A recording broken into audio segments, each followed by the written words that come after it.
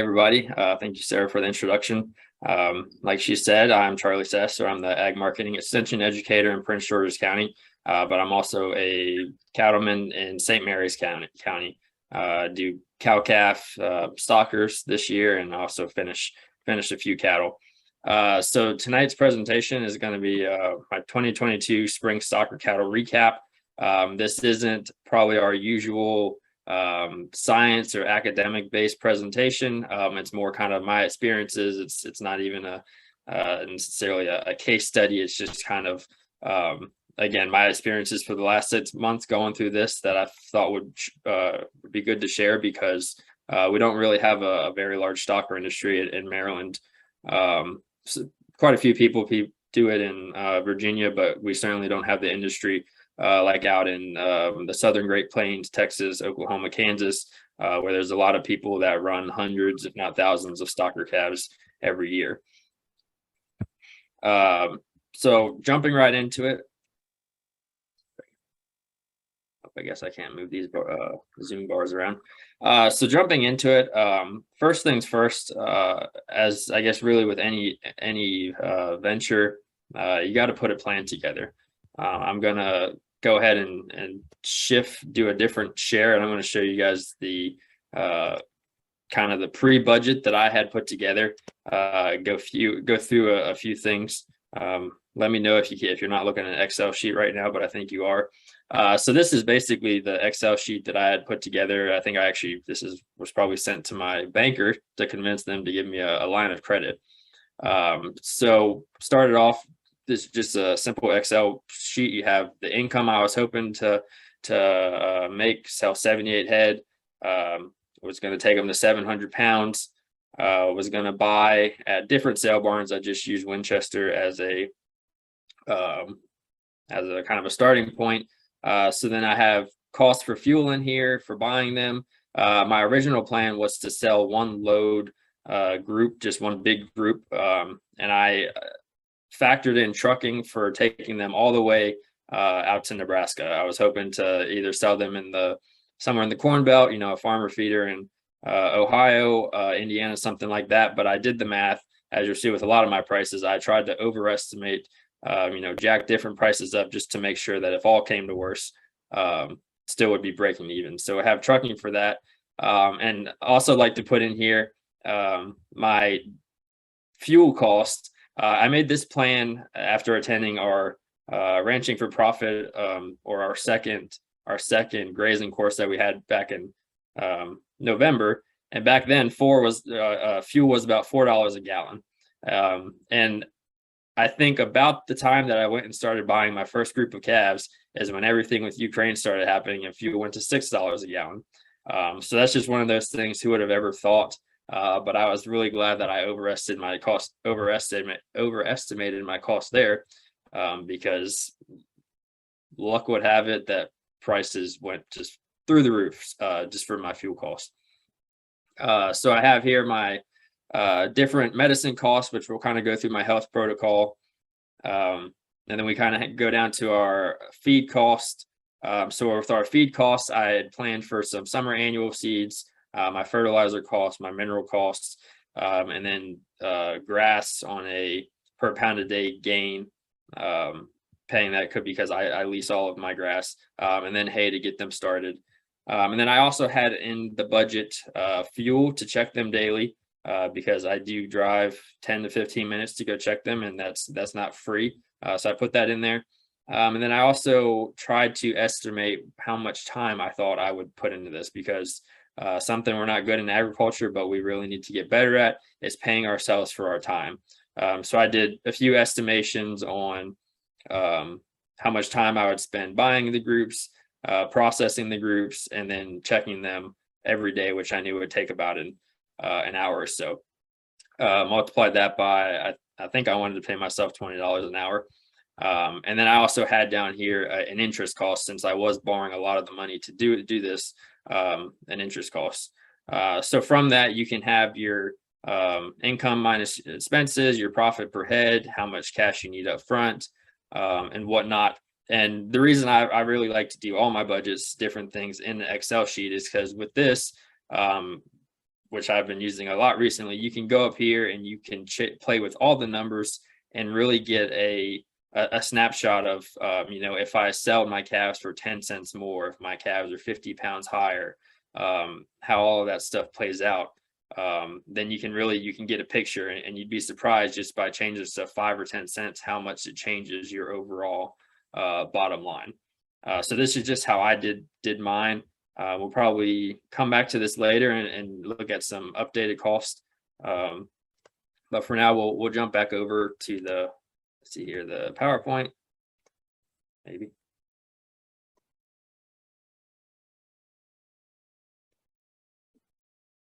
There we go. So yeah, initial planning. And the other thing, I included this picture just to start off with is or just to comment. You don't have to, I'm not starting off doing this with 78 calves. I went and bought last August. I went and bought 11 calves, maybe it was 13, from the Winchester sale barn. Me or nobody in my family had ever bought calves at a sale barn. That was something new for us. So buying small unweaned calves, you don't have to do this at a big scale. Really, when you get into buy sell marketing, you can do it on as many as one head. I mean, the principle is you can do it on large groups, you can do it on small groups. But it is good when you're getting into it. Maybe just start with a few head, figure out what your health protocol is going to be, figure out what does and what doesn't work. But yeah, I just wanted to include this picture of my first group of calves that I got in doing this, just to show that, it is kind of helpful, just to figure your stuff out, figure out your facilities, again, your health protocol, as we'll go through, before you really jump into doing it at a larger scale. So cattle sourcing, like I mentioned, I bought 78 heifers. Those came in 8 different groups. I bought from 4 different Virginia sale barns, not equally. I didn't do 2 groups from each, but 4 different barns where I got them from. My average weight of buying was 350 pounds. And when I say that these calves were high risk, they check all the boxes for as high risk as you can possibly get. They were not weaned, so they're balling calves. Pretty easily to assume that none of them were vaccinated, no kind of preconditioning, no bunk breaking, anything like that. They were as high risk as you can get. So with that, we'll get into the next slide about the health challenges that come with working with calves and buying calves that are, yes, they're cheap, but they're cheap for a reason. The other thing I wanted to comment on this slide is I included the picture. So this is my truck and trailer. And if I were to ever get good at this, it would, a lot of people would say, well, once you get good, start making some money, you want to buy a brand new 2022 dually pickup, and you want to buy a 26-foot, 30-foot trailer, and you really want to do this big. But I thought a lot, because, all the time spent driving from Virginia and back. I never bought a group of calves that was big, that was more than 15 head. So really, I didn't need more than a 16-foot trailer. Now, when I started moving calves back and forth between different lease properties, it'd be nice. But when we think about keeping our overheads low and doing more with less, you could have an old horse trailer, bumper pool horse trailer. You don't have to have the biggest and fanciest equipment to do this. So I just wanted to include that. And that's why I include this picture. My truck it's an old truck, 2000. It's just a 16-foot trailer that I borrowed from my family. It's pretty easy in the ag industry to get our costs way up through the roof. Our overhead costs, just because things look nice, or we think it'll be more efficient, but I think we need to learn to do a lot more with less. So initial processing, when I bought the first group, and I was planning, I don't know if you all remember from my original budget, I was planning to buy 400-pound calves. I ended up buying 350-pound calves. They were pretty small. I had ordered all of my health supplies in before I started. So I had this great big bottle of Increxa, which is tulathromycin, basically off-brand Draxin. So I started with that first group, and I did all the other groups, giving an antibiotic on arrival, which is what we call metaphylaxis, which is basically treating. And that's the only way that proven way to decrease your cases of bovine respiratory disease, BRD, and to decrease your chances that you're going to have to treat calves a second time. In order to do this, I did have a set of scales. You know, if you have if you really want to dose accurately and be efficient with the stuff that you have, you do need a set of scales to do that. So there's my plug for having scales. And then my vaccination protocol was Enforce 3, which is a nasal vaccine. All of these vaccines are modified live viruses, so you get a better immune response rate, especially in stressed animals. So I use Enforce 3, which is a nasal vaccine. Again, it's supposed to be more effective in high-risk stressed calves. One-shot BVD. So between those two, the Enforce 3 and the BVD, that covers all of your different respiratory and bacterial, or most of your things that could cause bovine respiratory disease. So your rhino, all the things that you see on the sign here, your BVD, Mannheimia, all of that stuff. And then the one-shot ultra is your Clostridial. So basically trying to make sure nobody breaks out. You don't have a black leg outbreak. And that's the only one that you have to do a booster, which I did before turning stuff out. And then I put RFID tags in all of the calves, hoping that, you know, if the next buyer, if they had the system to use RFID tags, that would have value for them. Really, the reason I did that is because you can send away and you can get those tags for free. And I didn't want to buy tags, and we had those for free, so I used those RFID tags. So follow-up treatments.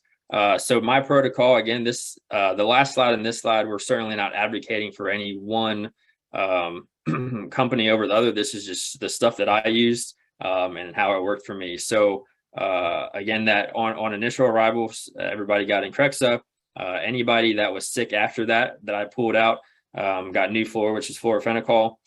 For me, I found, maybe it was just the bugs that they came with from the sale barn, whatever the bacteria, that didn't seem to really work for me. If I treated a calf really early when they just started looking maybe a little sick, it seemed to work. But a lot of them, it seemed like I ended up having to pull them again and give them my next drug, which was Enroflox, which is basically just Baytril, would be a more common name for that. What I did find, ended up getting some Exceed. I got one dose from the vet just to try on a calf that I couldn't seem to get right, and ended up ordering a bottle for myself. And I'll probably use this as my second drug in the future, is Exceed. That is one that has to be given in the base of the ear. So I wouldn't want to do that as my metaphylaxis drug in the future, but it does seem to be very effective in treating calves. And again, I probably will use that as my second drug in the future. Usually when you're putting together a health protocol, you like to have 3 different drugs for a first, second, and a third treat. And you want to make sure that they're different classes of drugs, because, you know, then if your first drug, maybe the calf is sick because of one type of bacteria, if your first drug doesn't take them out, you want to use a different drug that has a different mode of action. One big thing I did learn, it has seemed to make a big difference. I had a few calves that didn't go out to grass initially. I kept them at the home place, excuse me, and you know, kind of babied them along. It seemed like they had they had respiratory disease, and they had a little trouble recovering from that. So I had a friend suggest, you know, give them a shot of dexamethasone, which is a steroid. So a lot of times when we have, you know, muscle, just different, you know, if we tear a muscle or different things, again, dexamethasone is a steroid. And I actually just sold some of the calves that were in those group that I held back at home and kind of treated and babied along, and they've taken off. They've kind of called up. They really look like all the rest of the calves. So that's one thing that I found that I didn't initially have in my toolbox, but dexamethasone for calves that have some, whether it be lung scarring, or just kind of effects of bovine respiratory disease, dexamethasone really seemed to work, help me get a few of those calves over that. And then for no reason at all, just because I have B complex, they got that as well when they came through for some retreatment, just to help them out.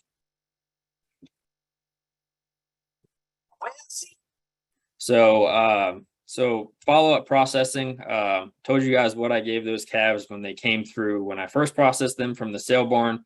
Once I got them straightened out a little while after that, all my calves were implanted with component TEG implant.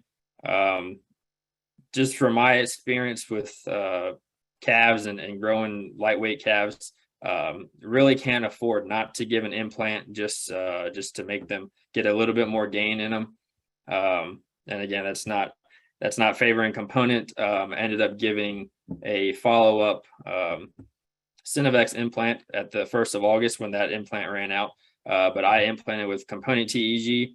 Everybody got dewormed with valve Basin before they were turned out to pasture, as well as around the 4th of July when I had them back at the home operation. I was able to run them through the facilities. And then Patriot fly tags, which I actually found I really didn't have. I've heard a lot of people have had problems with flies this year. I didn't have problems with flies on this group, which I was very surprised because where they're at is a very wet environment, always tend to have really bad ticks and flies and everything like that. And I think the method behind this is those tags were in those calves when they went out to graze in April, which was before we really had a fly population. And with those tags being in, they never really had an opportunity. The flies never had an opportunity to take their blood meal and then go reproduce. So maybe that's just one thing to consider, is have those fly tags in pretty early in the season. And in this case, this year, maybe not next year, but for me, it really seemed to help with keeping that fly population down on these calves. So in the backgrounding phase, started buying calves, let's see, around my birthday, so around February 28th, maybe a week before that. Bought them over the next few weeks. Didn't turn out till April. So I backgrounded these calves in this little triangle pasture that we have at our home operation. And while they were there, I did a lot of the things that I guess you could say should add value to these calves. So first thing I did before they turned out, hot wire breaking. I grew up with electric fence, and I always kind of always assumed when I bought calves, like, oh, they should know what a fence is. But you would be surprised how many calves walk up, put their nose on the fence, get zapped, and then they back up and they walk up and they do it again. And it takes them a few times of doing that before they learn what it is. But that's definitely something you need to do, or else when they go out somewhere, they're gonna run through your perimeter fence or your cross fencing or whatever it is. So getting them used to hot wire. All I did with these calves was fed them hay and mineral. They really didn't put any pounds of gain on, as you'll see on the next slide. When I bought them at 350, and in reality, probably with shrink, when they got home, they were less than that. But when they went out to pasture, they were 370. So this period for me, it really wasn't about putting the pounds of gain on them. It was about getting them healthy, getting them vaccinated, getting them to not run through electric wires, and then focus on putting gain on later. Put out corn stalk and wheat straw bedding. That's just what I was able to get my hands on. And one lesson from limit feeding, if any of you all tuned in last fall, my master's degree was in limit feeding cattle.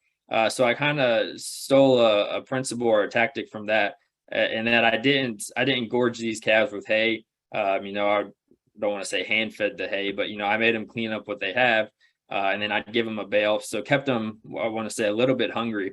And we do that with limit feeding. And what that does is that helps us detect any of them that are sick.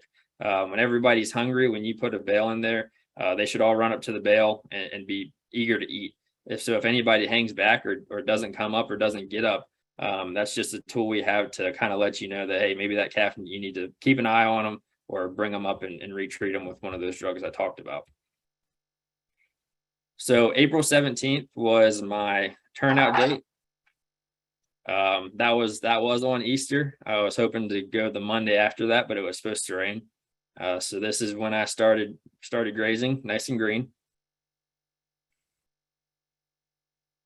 So the group that I mentioned to y'all, I kept a few calves at home. So I had 70 calves, 2 lead cows and 1 yearling heifer. And I'm going to make a plug here for having what I call a lead cow. Maybe you could call them something else, but I have some cows that were, one cow, she had twins last year, so she was late getting bred again. And I kicked her out basically on babysitter duty. be with my stockers for a few months. And to me, you can that was a lot of times beneficial. I mean, when I was trying to move calves, if they didn't want to go through a gate opening, if you can grab a hold of those cows, you can push them, they won't freak out and run away. If you push them through, that was really beneficial. Well, then those calves will follow right through. So the cows know to respect hot wire. They know to follow me to water. They know to follow me to new grass. So just something to consider.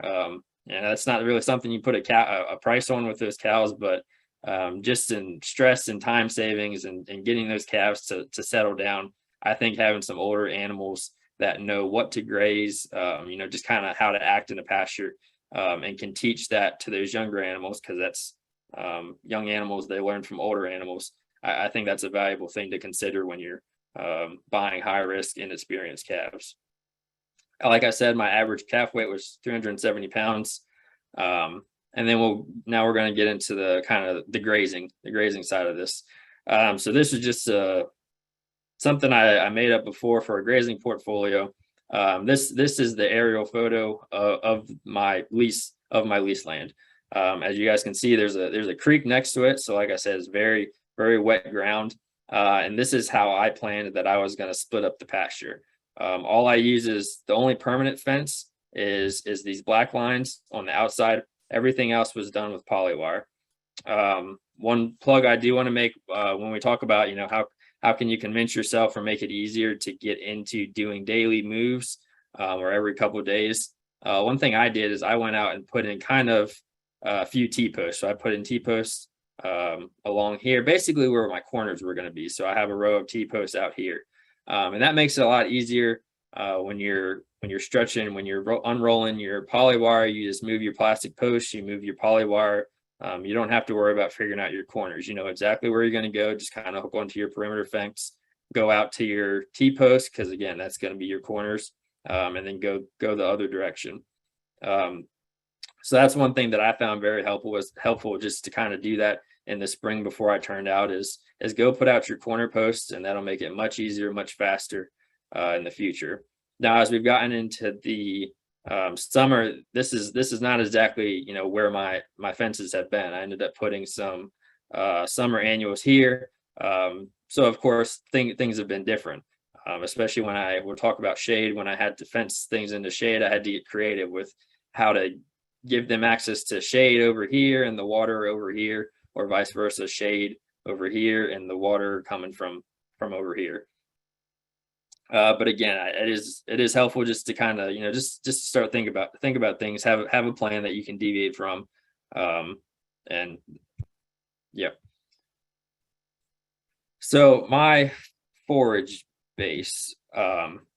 So to start off with, so these. See, I lost my clicker. So these were one side of the pasture, or one pasture has been fescue. Originally that was drilled years ago, and then the other side is reed canary. These at one time were hay fields. They've just been fall pasture in the past. So those are what was established. Other things that have intentionally been put there, back in March, I frost seeded red clover and chicory, which have the chicory came up, and haven't seen it recently, but in the spring there was a lot. But the red clover is something that's been persisting, and I hope next year, like we say, it takes 1 year to get established, then 1 year you have a lot of it, and then the next year you kind of wonder where it's at. I'm hoping next year it'll really explode and take off. As I mentioned, I drilled 4 to 6 acres of a raised crazy summer mix, and then had a lot of different areas volunteer ryegrass, which is one of kind of the predominant forages when I turned those calves out. That they probably ate a lot of was volunteer ryegrass. And then we get into our quote weeds. At this farm, we've been fighting hemp dogbane for years, have tried spraying it, which it's hard to take out because it's all one shared root system. But I've found in the last 2 years that calves, yearlings, whatnot, they eat it with no problems. If anything, that's one of the first things they bite when they go through. So that's really become one of my valuable forages. And I'd like to emphasize right here, this is not extension telling you to to graze all these different weeds that are supposed to be harmful to your cattle. I'm just saying, in my experience, that has been a valuable forage to me, because that's one thing that grows, especially when it's gotten dry. And it's one thing I've been able to actually manage and control with cattle, because I've kept it from going to seed this year. So kind of an ongoing experiment of if you don't let it go to, if you keep grazing it off, if you don't let it go to seed, will you eventually take it out? Or again, even if it just kind of stays at the level that it's at, for me, that's been a valuable forage. Milkweed is even a worse one, but that is something that was in the fields. It seems like every field I've looked at this year has some milkweed. Had a lot of buttercups this spring. They really didn't have, the calves didn't eat those, but when I went to drill in those summer annuals, they did make a nice residue. So really, with every weed I'm going to put up here tonight, I can tell you one beneficial thing that it has done. A lot of people spend a lot of money spraying weeds. You can go broke trying to spray weeds, but you don't go broke. You don't go broke if you don't try to spray them. They're not going to run you out of business. So those buttercups, yeah, they were a nuisance in the beginning, but you won't find them now. They made a nice residue to drill into. Switchgrass, again, as I mentioned, a lot of switchgrass, different swampy grasses that are kind of encroaching into the fields. And there's been times that I'll turn calves into a new section, and there's kind of fescue regrowth, and they don't touch the fescue regrowth. They go and eat all of the different swamp grasses. So they definitely prefer it, because those are warm seasons, and those are green and probably taste a lot better in the summer. Crabgrass has probably gotten me through the last month or so.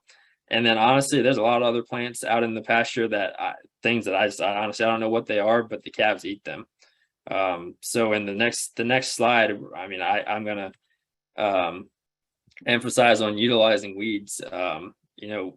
As cattle producers, raising cattle is not the same as raising hay. You don't need a pure perfect stand. And as I've said in talks before, you'd be hell bent to find a monoculture anywhere in nature. So we originally planted a monoculture, but as you can see, there's some areas that maybe the soil is different, or whatever it may be, but there's a plant that's better suited than the fescue and the reed canary that we came in. And especially where it hasn't rained, we'll talk about rain in a few slides, especially where it hasn't rained a few months. If it weren't for these weeds and these quote weeds and other plants that we didn't plant, I would have had to pull calves a long time ago. But some of these plants are better suited for dry environments, better suited for these pastures, and as such, they're still green when we've hit a drought, while the fescue that we had planted is dried up and dormant. So I would encourage you, if you're limited on pasture space, don't just think before you go taking out weeds. I like this picture here. This is the drainage ditch between these two pastures. And I swear at times during the summer, that's been the best grass there, versus, I mean, it's been better grass in this ditch than it has been in the actual pastures, and the calves know it. As you can see here, I have probably a few acres that are outside of the fences, again, that are full of these swamp grasses. Of course, I don't let them go into the creek, but again, there's a lot of usable forage. And where I was really pushing my stocking rate, having 70 calves on 30 acres, I definitely decided to utilize a lot of those. So going back, I mentioned to you guys, I had milkweed, and you always hear about getting different people saying, if you get your stocking rate up, can you really get them to eat or utilize any weed? And again, this is not extension advocating for making your cattle eat toxic weeds, but this is just something I found interesting. I don't know if anybody can tell, but this is 3 stems of milkweed, which is really not that much, but initially most cattle won't touch milkweed. I ended up pulling up all the different patches. So this is maybe the 2nd or 3rd regrowth. And whatever is different about the 2nd or 3rd regrowth of milkweed, the calves ate the leaves off of it. So again, I'm not telling you to go fence your cattle and make them eat milkweed, because it is toxic. But it's just one of those things that's kind of cool when you start getting your stocking rate, when you start getting your density super high.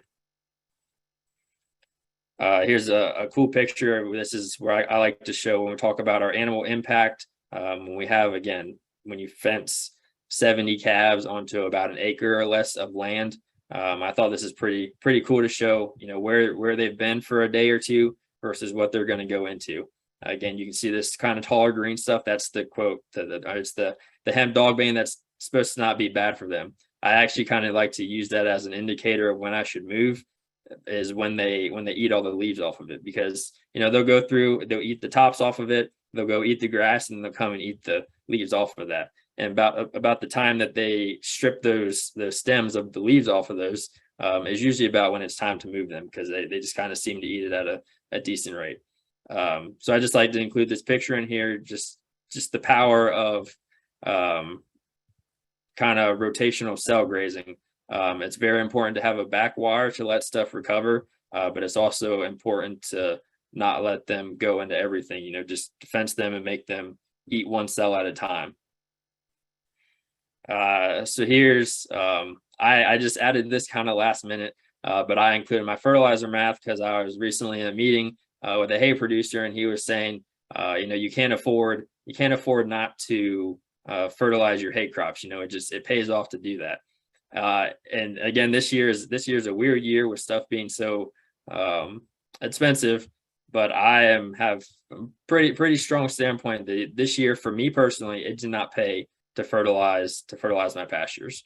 I spent $3,300 March 29th on fertilizer, and that was probably 50 pounds of nitrogen, no phosphorus, and a little bit of potash because I was deficient on potash. It came out to $110 per acre. So that's a cost that I paid in addition to my rate to rent this. So just some rough math here. This isn't exact numbers, but if I had 70 calves, if they put on 200 pounds of gain, I've usually paid my landlord 20 cents per pound of gain. That could vary a lot. But in that case, the value there that you got out of grazing was $2,800, and you spent $3,300 in fertilizer.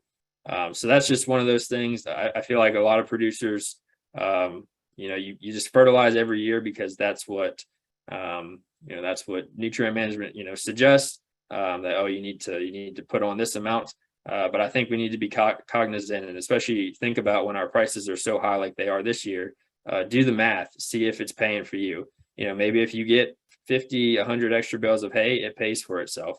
But in this case, with stocker calves, for me, it did not pay to fertilize. I had a lot of interest in the summer annuals that I planted. Again, so this is Raised Crazy summer 2020 mix, which has, I think, 8 or 9 different species in it.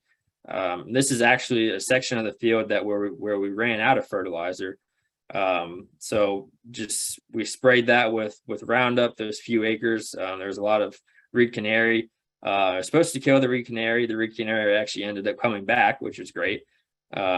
But it knocked it back enough to drill this summer annual into it.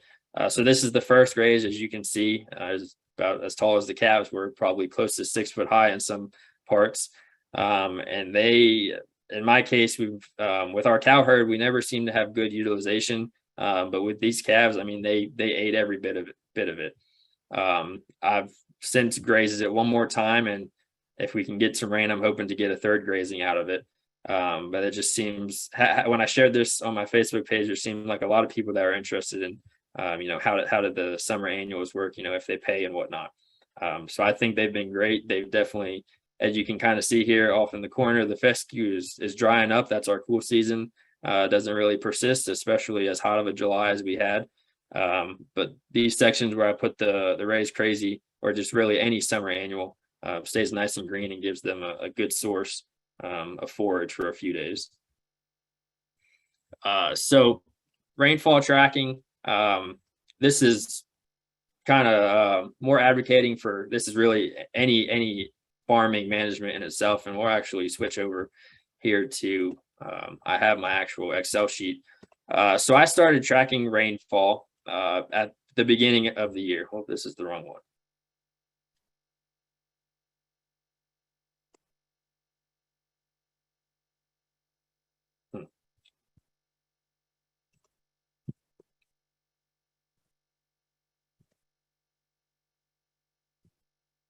Guess I don't have that one open. Oh well. Anyways, so I started tracking rainfall at the beginning of the year. And that's for like I said, I in my opinion was kind of pushing it on my stocking rate. But a lot of the drought management strategies that I've learned about, they all say, track your rainfall and then have a critical date. So say if it was June 1st, it probably would have been more July 1st for me. But track your rainfall, and if you are below a certain percentage of your annual average by a certain date, that's when you've got to pull the trigger and you need to start destocking, either move to a different pasture, send stuff to the sale barn, whatever it may be. For me, it's been dry the last month, but we had pretty average rainfall in May, a little short in June, a little short in July, but we certainly weren't, half of average for those first kind of critical months where we have a lot of our cool season growth, so April, May, June. So this is one thing I just want to put that concept in people's mind to maybe keep track of. That's for planning for drought. Drought is inevitable; it's always going to happen.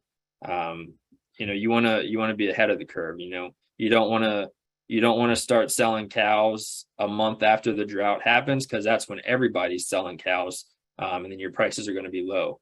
When you're planning for drought, you want to have your critical date. You want to destock early, and that'll help you protect your pastures.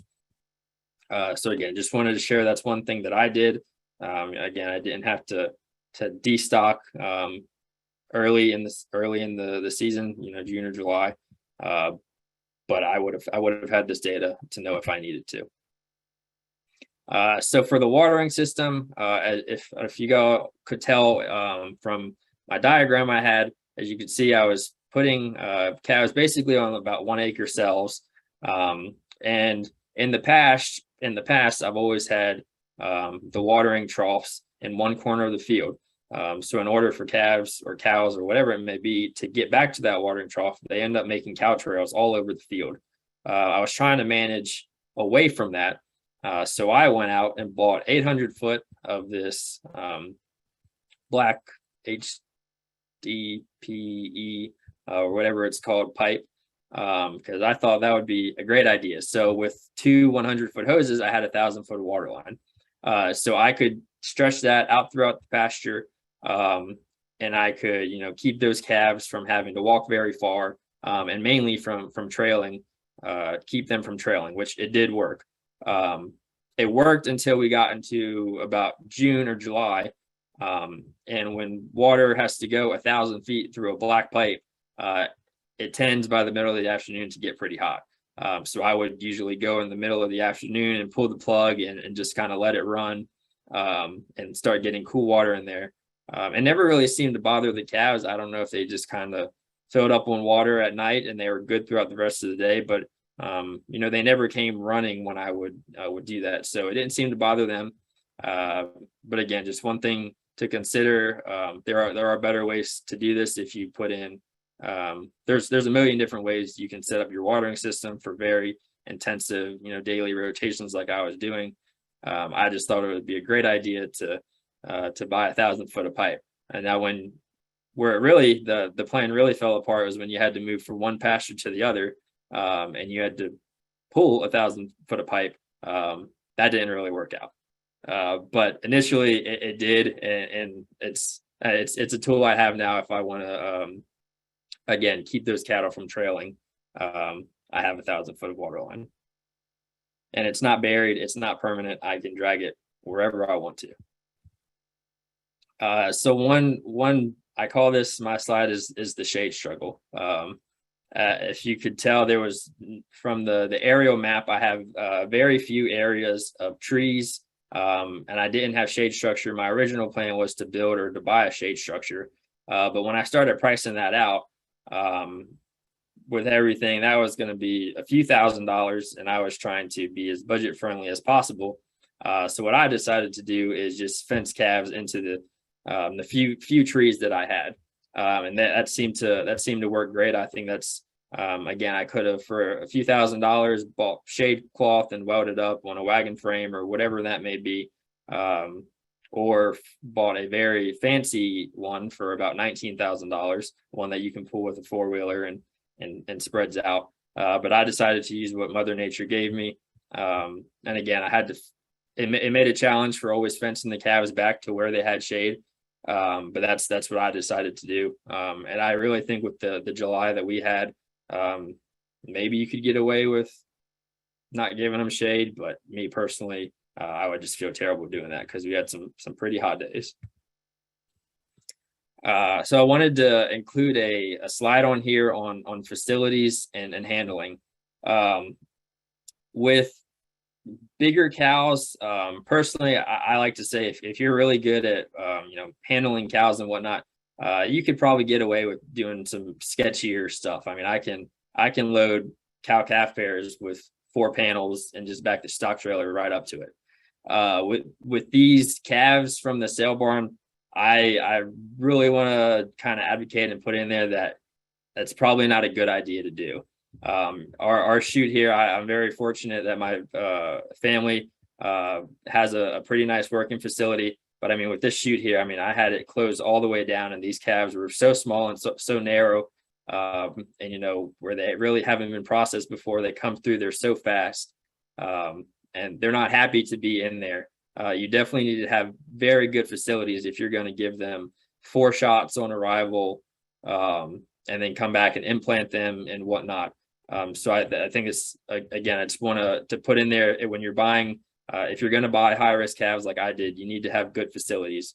This is the only picture I had of our portable corral. When I re-implanted calves, I didn't want to haul them all home to our permanent facilities, so I used our portable corral and our old chute. And something like this certainly works, but little calves like I have, they like to stick their heads in the side, and it's really not ideal compared to a solid sided, just bolted to the ground working facility.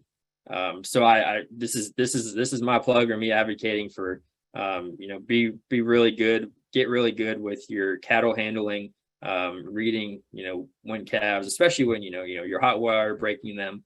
I wouldn't have been comfortable returning calves into basically letting them out of the perimeter fence to go to those shade areas if I didn't know that they were hot wire broke, if I didn't know that I could move them back, get them trained, if I wasn't confident in moving cattle.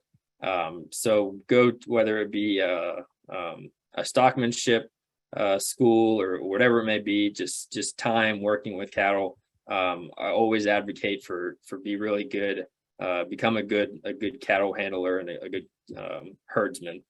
One of my favorite quotes from a stockmanship clinic I've been to is that with the invention of our steel corrals and just steel everything, cattle handling, or just the ability to handle cattle has just kind of really gone down, because you can get those cattle all worked up, and they can hit the sides and they're not going to break out of a steel facility, versus back in the day when everything was built out of boards and wood.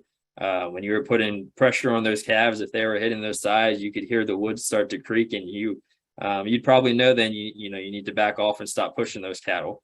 And again, versus now, they hit that steel and it doesn't matter. So a lot of people, I'm not going to say it's a lost trade, but it's certainly less common than it used to be.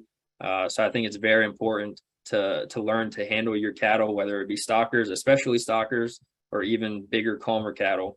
Learn to do it calmly, learn when to put pressure, when to not put pressure, how to read those cattle.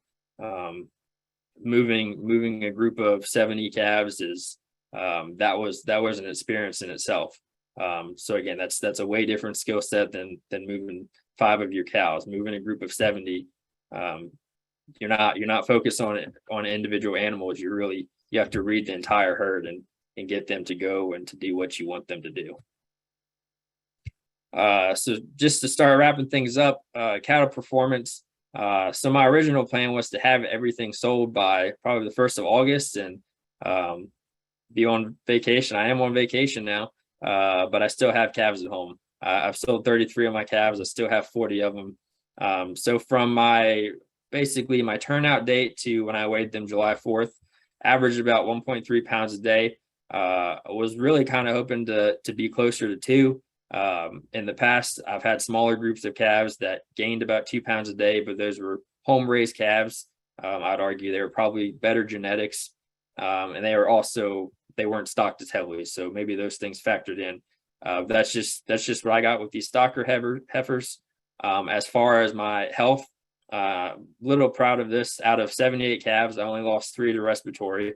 I had one that was just kind of never right, so she was euthanized, and then I had one dumb calf that got wire wrapped around her leg and got infected. So she's alive. She became a pet. But essentially, I have 73 saleable calves. So that's about a 5% death loss. Especially when you're buying high risk calves, don't ever go into it thinking you're not going to lose animals, because it's just you cannot save every animal, no matter how good you are with your health protocols or how good you are with watching stuff. Some animals just won't survive. Sell prices, like I said, I've sold less than half of them. Prices have certainly gone up since I've bought.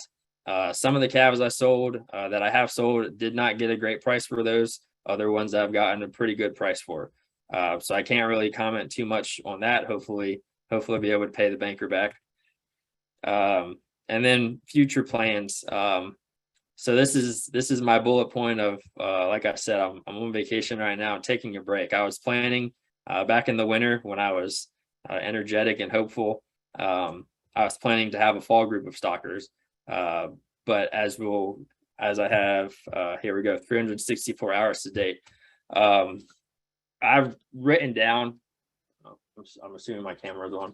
I've written down basically every day the amount of time that I put in here. I don't know if you all remember on my original sheet, I kind of tried to estimate, what I thought it would take time wise, and it was 200 and some hours, or I don't know, less than that.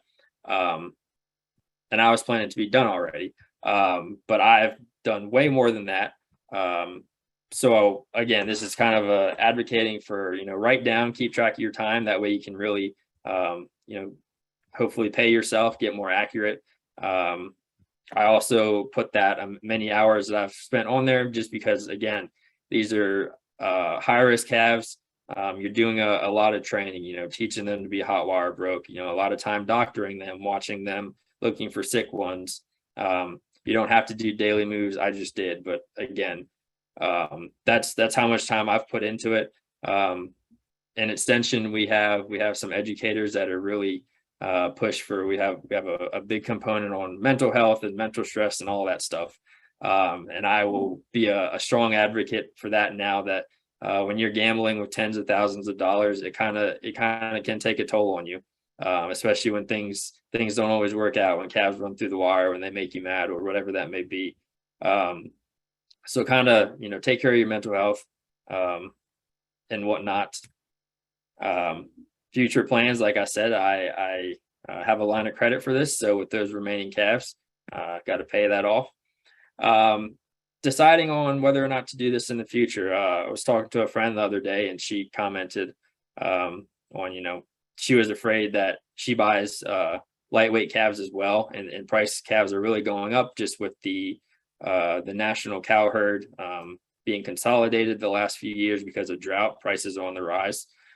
So deciding if I want to buy stocker heifers or stocker anything in the future, you really, again, I have to put another plan together and see, where are the prices at? Do I think they're going to increase, decrease? How would that factor in with cost of gain and all of that stuff? So again, you can't, really not sure in the future what I will do. For now, once I get those last 40 calves off of things, my plan is to allow the land to rest. So when we talk about, you can get into and argue about overgrazing and regrazing stuff. And in reality, you can graze stuff. Overgrazing it's not about grazing it too short. It's about coming back too soon and before the plants are ready to be grazed. So like I said, I feel like I stocked pretty heavily, especially with things being dry now. I have good cover on the ground, but I wouldn't want to bring another group of 70 calves in. So my plan for that land is to rest it throughout the fall, throughout the winter, and maybe even into the spring when stuff really starts to grow again. And I'm very interested to see how does the plant population, the plant base, how does it change based off of how it was grazed with those calves, really, not selectively grazing. I feel like I've already started to see some changes already. As I told you guys, that hemp dog bane, it hasn't gone to seed. Usually this time of year, it would be 4 foot tall. Now you don't see it. And if you do see it, you turn the calves in there and they take the leaves off. So kind of an ongoing process. Gonna want to have a long rest because, like I said, I've been stocked heavy. For a few thin areas where there isn't a lot of great grass there, I would like to drill some rye in, again, to get that ground covered to protect the soil. And then in the future, as you guys saw, I got about 1.3 pounds a day just on grass and mineral. If I wanted to bump that up again, I don't know this year if it would have been cost effective with $7 corn. Maybe in the future it will be, or maybe if I do my math differently, even with $7 corn, it would pay off. But that is one thing, you'd have to have bunks to do that. So you need quite a few bunks for 70 head or 100 head or however many. But that is one thing I would consider in the future. And then I did not use an ionophore in the mineral this year. I'm not sure if that would have boosted my gains or changed the efficiency, but that is something I would use in the future. And then with my health protocol, so I had calves at the home operation for about 45 days almost. That way, if I needed to retreat something, I could bring them right in. I would personally like to experiment with getting them out to pasture sooner. To me, and maybe this is just my theory when I'm watching the calves, they are definitely the happiest when they're out on pasture. They get bored. They would just walk and walk and walk when they were in that dry lot. So I'd be interested in getting calves, get their initial shots and then just take them out to grass. And then if I did need to retreat anything, instead of having permanent facilities there, using a dart gun to treat them. So I would like to try some different things with my health protocol and see if I could lose even less than 5% of calves. So with that, be happy to entertain any questions, any comments, if anybody wants to share anything about theirs. This is my $1 million view. I wish I could sell this picture and pay off my line of credit, but I did